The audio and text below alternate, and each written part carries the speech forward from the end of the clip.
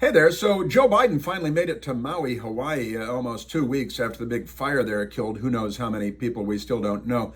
There are 850 people still missing, Americans, and well over 100 that we've identified as killed, although they're not identifying the bodies, but they found the dead bodies.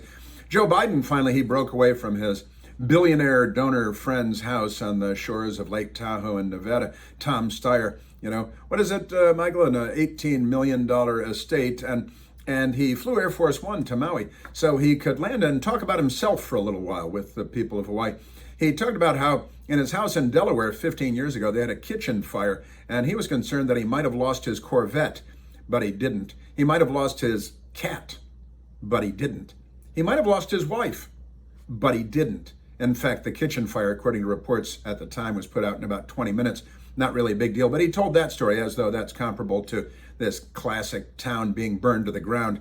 And he promised people there, at least one woman, that we, the American taxpayers, were going to rebuild all their houses and they'd be better than they were before. Better than they were before. They're all going to be like Oprah's houses. They're all going to have macadamia nut ranches or something like that. Completely crazy. And he talked about himself. He told another tragic story, something that happened to him almost 50 years ago.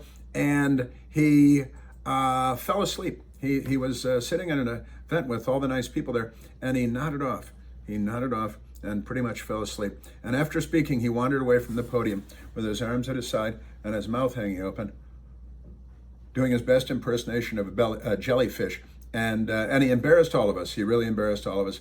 And it was a terrible thing. And now he's flown Air Force One back to Nevada to go back to his friend Tom Steyer's $18 million house to finish his vacation, because the vacation, Joe Biden, he really needs to go. And you know what? We need to remember normal.